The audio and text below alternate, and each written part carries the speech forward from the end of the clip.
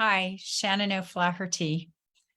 One of the ways that we keep ourselves small is by not communicating effectively or even communicating specifically. We don't say exactly what we mean. We kind of intimate or insinuate. But how do we expect to be received the way that we want to be received if we can't actually speak our actual truth? So here's a couple of examples. It doesn't have to do with women necessarily, but one was my son when he was a teenager. I think that he was completely attached to the couch that he was on all the time, all the way through university, in fact. TV there, couch there. And one evening I got up to go into the kitchen and he said, "Hey, Mom, are you going to make yourself a cup of tea?" And I turned to him and I said, "Yes." And he said, "Would you like to make me a cup of tea while you're in there?" And I started laughing and I said, "How long have you been wanting a cup of tea and waiting for me to get up off the couch so that I do it instead of you?" And he just started to laugh and he said, "Probably about half an hour."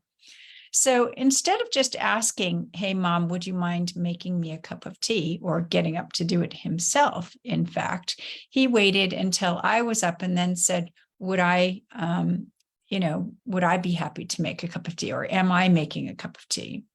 So that's like asking somebody if they want to do something when really it's your request for yourself. You're giving up your power there. And recently I was watching another episode of Friends, which is just a wonderful sitcom.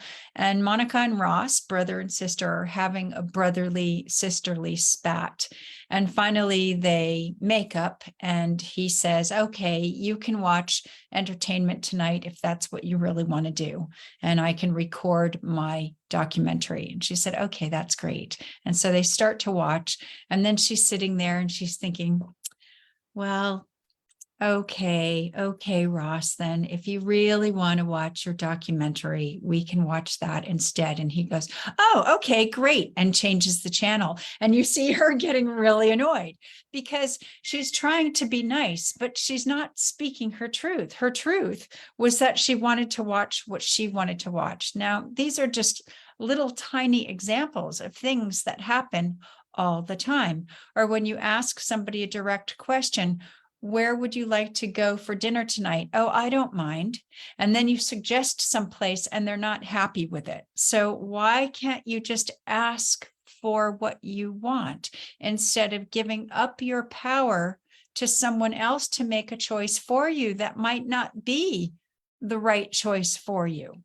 So this is part of how we keep ourselves small. We don't trust our ability to express our opinion of how we feel. "This is what I'd like to do."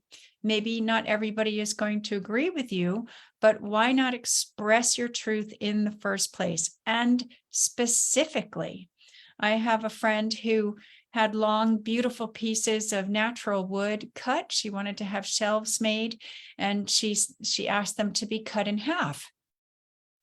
Now, she was thinking long, narrow shelves, but she didn't say long, narrow shelves. So they cut them in half, like horizontally.